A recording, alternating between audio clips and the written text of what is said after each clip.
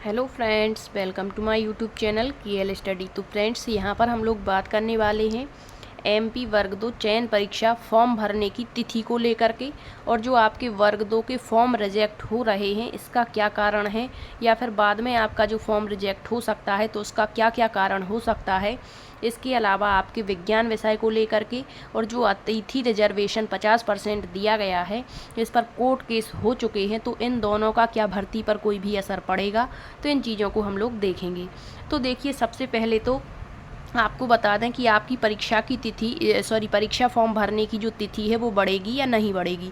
तो आपकी जो लास्ट डेट है अभी के तारीख में कितनी बताई गई थी, आपकी 11 फरवरी तक आपके फॉर्म डलने हैं। ठीक है, अब यदि आज से मतलब 5 तारीख से आपका पोर्टल बंद होना था, क्योंकि आप यहाँ पर एक चीज़ देख पाएंगे, यहाँ देखिए दिया गया है पोर्टल का नए सर्वर इंफ्रा पर माइग्रेशन के संबंध में, मतलब जहाँ से आपका रोजगार पंजीयन होता है, तो मतलब वो जो आपकी साइट है वो बंद है, क्योंकि उस पर मेंटेनेंस का काम चल रहा है। तो यदि आज फॉर्म डल रहे थे, OTP में कोई समस्या यदि नहीं आ रही है तो फिर आपके फॉर्म में कोई दिक्कत नहीं होगी। लेकिन यदि आज फॉर्म नहीं डले हैं, OTP में दिक्कत आ रही है, इसका मतलब आपका जो पोर्टल है वो लगभग 10 से 12 तारीख तक क्या रहना है, बंद रहना है। और इस स्थिति में हमारे जो वर्ग 2 के फॉर्म है वो नहीं डल पाएंगे, तो ऑफिशियली आपकी डेट बढ़ेगी। ठीक है, अब डेट कितनी बढ़ सकती है, तो लगभग जितने दिन यहाँ मेंटेनेंस का कार्य चलेगा, तो लगभग 15 से 20 फरवरी तक आपकी डेट बढ़ सकती है, क्योंकि बढ़ेगी ही। बहुत सारे अभ्यर्थी हैं जिनके साथ में किसी न किसी प्रकार की समस्या आ रही है, रोजगार पंजीयन को लेकर के या फिर प्रोफाइल को लेकर के, तो सारी चीज़ें। तो देखिए, यदि आपने रूल बुक पढ़ी होगी तो अब हम यहाँ बात करते हैं वर्ग 2 फॉर्म रिजेक्ट किस किस कारण से हो सकते हैं। तो एक तो आयु सीमा को लेकर के आपका फॉर्म रिजेक्ट हो सकता है। अब आयु सीमा को लेकर कैसे, तो यहाँ पर जो जब आपने पात्रता परीक्षा दी थी उस स्थिति में, या फिर जब आप चयन परीक्षा में शामिल हो रहे हैं, तो 1 जनवरी 2025 में आपकी जो 2025 में आपकी न्यूनतम आयु सीमा कितनी होनी चाहिए, 21 वर्ष होनी चाहिए। यदि इससे कम आपकी एज रहती है तो आपका फॉर्म बाद में रिजेक्ट कर दिया जाएगा। ठीक है, अब अधिकतम जो आयु सीमा रहेगी वो आपकी कैटेगरी के अनुसार, यहाँ पर कुछ छूट भी दी जाती है तो उसके अनुसार रहेगी, लेकिन जो न्यूनतम आयु सीमा है उसकी गणना कब से की जाएगी, तो 1 जनवरी 2025 आपकी न्यूनतम जो एज लिमिट है वो 21 होनी अनिवार्य है। यदि 21 से कम रहती है तो आपका फॉर्म रिजेक्ट कर दिया जाएगा। ठीक है, अगला देखिए, यहाँ पर है पात्रता परीक्षा के समय अंतिम सेमेस्टर को लेकर फॉर्म रिजेक्ट हो रहे हैं। अब यहाँ आपने जो पात्रता परीक्षा है, चाहे आपने 2018 में क्वालिफाई करी हो या फिर आपने 2023 में क्वालिफाई करी हो, पात्रता परीक्षा का मतलब है यहाँ पर आपकी जो वर्ग 2 की जो प्री एग्ज़ाम हुई थी, तो यहाँ पर स्पष्ट कहा गया है कि चाहे 2018 में आपने पात्रता परीक्षा पास करी हो या 23 में, इस समय 2018 वाले जो अभ्यर्थी हैं, जब पात्रता परीक्षा हुई थी उस समय यदि वो BEd या D.Ed कर रहे थे तो उनका अंतिम सेमेस्टर होना चाहिए। यदि आपका फर्स्ट सेमेस्टर था और आपने पात्रता पास कर ली है तब भी आपका फॉर्म रिजेक्ट हो जाएगा, तो वहाँ अंतिम सेमेस्टर की बात की गई थी। ठीक है, इसी तरीके से 2023 में जो अभ्यर्थी पात्रता परीक्षा पास किए हुए हैं तो उनको भी जो उनका यहाँ पर अंतिम सेमेस्टर है, BEd का हो या फिर आपके D.Ed का हो, तो वो भी अंतिम सेमेस्टर होना चाहिए था या अंतिम ईयर होना चाहिए, तभी वहाँ वो आपका जो फॉर्म है वो सक्सेसफुल माना जाएगा, अन्यथा बाद में रिजेक्ट कर दिया जाएगा। ठीक है, तो ये कुछ समस्या है। इसके अलावा रोज़गार पंजीयन को लेकर बहुत सारी समस्याएं आ रही हैं, किसको रिन्यू कराना चाहिए, किसको रिन्यू नहीं कराना चाहिए, कितने साल बाद रिन्यू होता है, रिन्यू का मतलब क्या होता है, तो आपको बता दें, रिन्यू का मतलब होता है, या कहते हैं कि जीवित रोजगार पंजीयन होना चाहिए। जीवित का मतलब होता है कि आपका जो पंजीयन है वो रिन्यू आपने करवाया है या नहीं, वैलिड है या नहीं है। ठीक है, तो 3 साल में ये रिन्यू होता है, सबको पता है। तो जैसे आपने 2023 की पात्रता परीक्षा पास करते समय आपने जब फॉर्म डाला था, यदि तब आपका ये अपडेट था, मतलब 2023 में आपका जो भी यहाँ पर आपने रोज़गार पंजीयन दिया था तो उनको रिन्यू कराने की ज़रूरत ही नहीं है, क्योंकि 3 साल अर्थात 24, 25 और 26 में उनका रिन्यू होगा।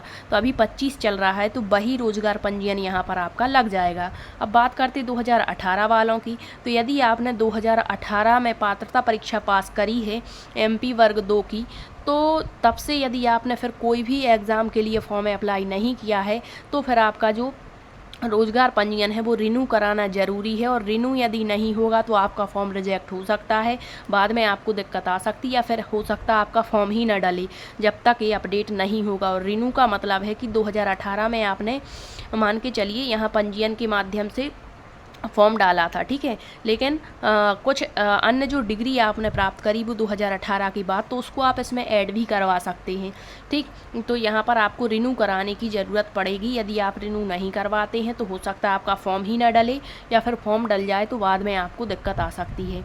अब इसके बाद कौन कौन से डॉक्यूमेंट्स लगेंगे, तो सबसे पहले तो आपका आधार कार्ड लगेगा।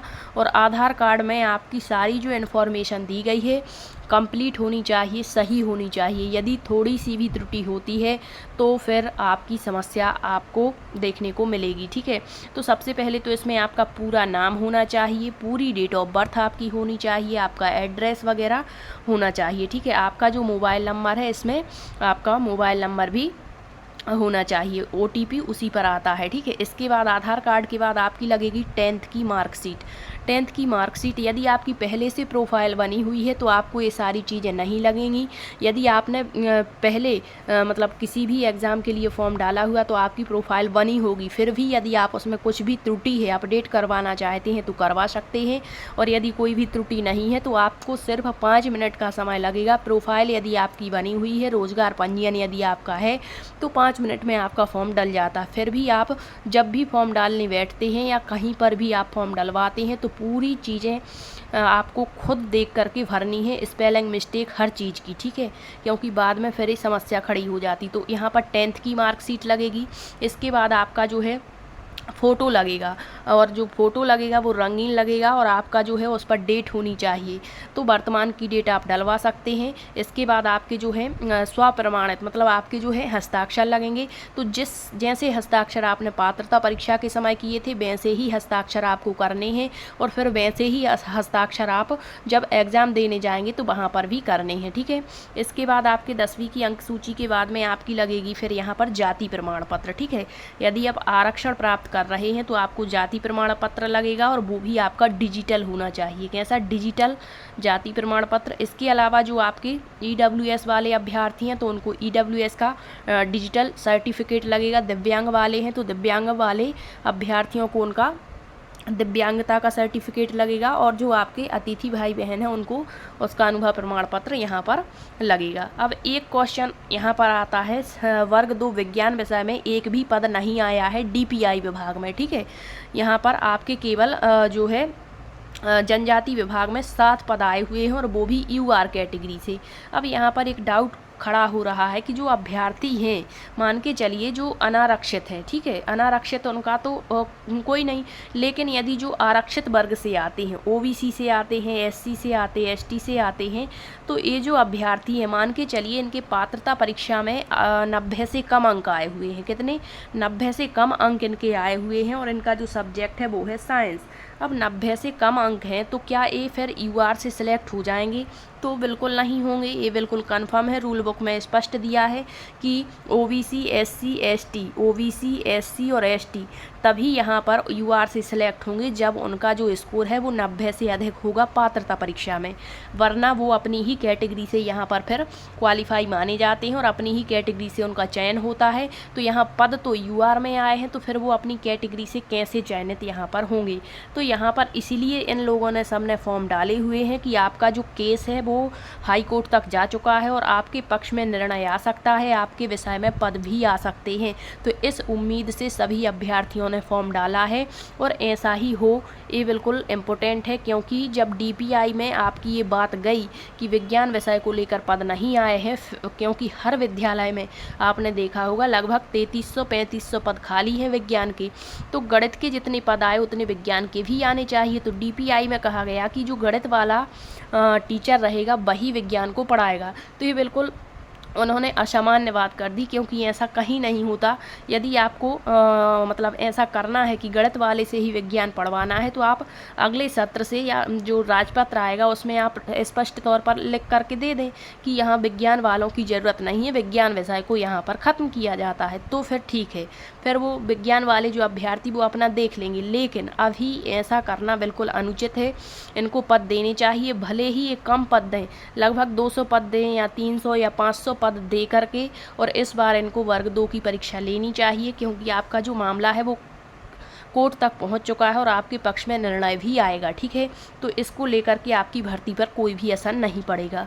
अब देखिए अतिथि 50% रिजर्वेशन को लेकर के, तो अतिथियों का जो 50% आरक्षण है, इस मुद्दे को लेकर के भी आपका जो है कोर्ट केस हो चुका है, और यहाँ पर 50% को हटाने की मांग की जा रही है, क्योंकि मान के चलिए आपके 10,000 पदों पर भर्ती हो रही है, तो इसमें से जो 50% पद हैं वो आपके अतिथि भाई बहनों के लिए और 50% आपके गैर अतिथि भाई बहनों के लिए यहाँ पर रखे गए हैं। मतलब 50-50% आपके पद रहेंगे।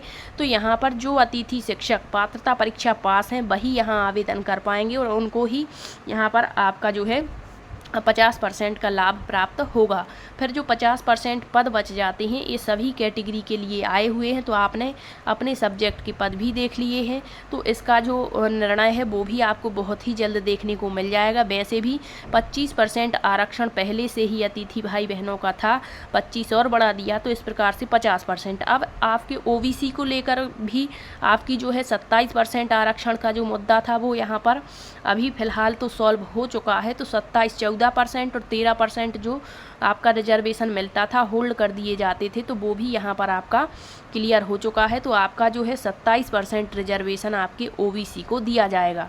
तो ये सारी बातें यहाँ पर आपकी क्लियर हो जाती हैं। यदि इसके अलावा आपका और कोई भी डाउट है तो आप कमेंट्स के माध्यम से पूछ सकते हैं, और यदि जानकारी अच्छी लगी है तो वीडियो को शेयर ज़रूर करें। Thank you.